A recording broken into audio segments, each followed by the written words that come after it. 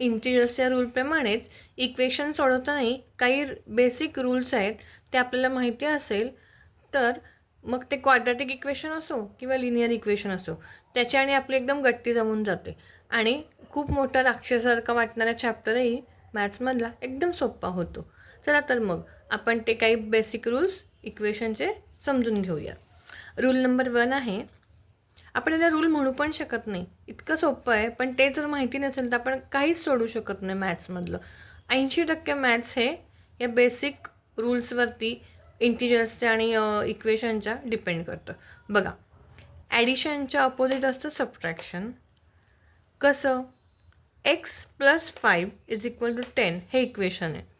आता प्लस म्हणजे ॲडिशन, मग ते एक्सची व्हॅल्यू काढायची आपल्याला. मग आपण एक्स आहे तो च्या राईट हँड साईडला पाठवायचा. म्हणजेच जर +5 असेल तर तो होणार -5, म्हणजेच तो 10मधनं सबट्रॅक्ट करायचा. मग 10 - 5 आला, किती आलं उत्तर? 5.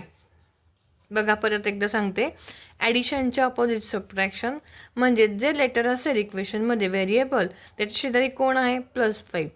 प्लसच्या अपोजिट मायनस, म्हणजेच हा जो +5 आहे तो च्या राईट हँड साईडला गेला की त्याचं मायनस करायचं, प्लस असेल तर मायनस करायचं. म्हणून मग x = 10 - 5 आला आन्सर 5. रूल नंबर 2, सबट्रॅक्शनचं opposite addition.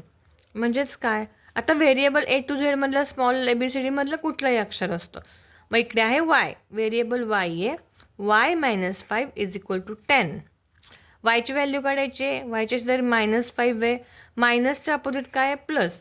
So right hand साईडला गेल्यावर -5चे झाले +5.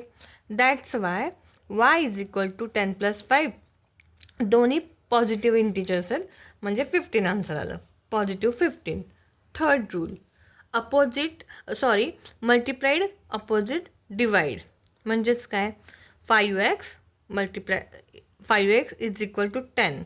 आता 5च्या मध्ये 5 आणि mच्या मध्ये इथे काहीच साईन नाही, दोघांच्या मध्ये काहीच साईन नाही, म्हणजेच ते मल्टिप्लाइड असतं. तर मल्टिप्लाइडच्या अपोजिट डिवाइड आहे, म्हणजेच m = 10/5. अपॉन 5 म्हणजेच या 10ला 5ने डिवाइड करायचं आहे, जो की आपला रूल आहे.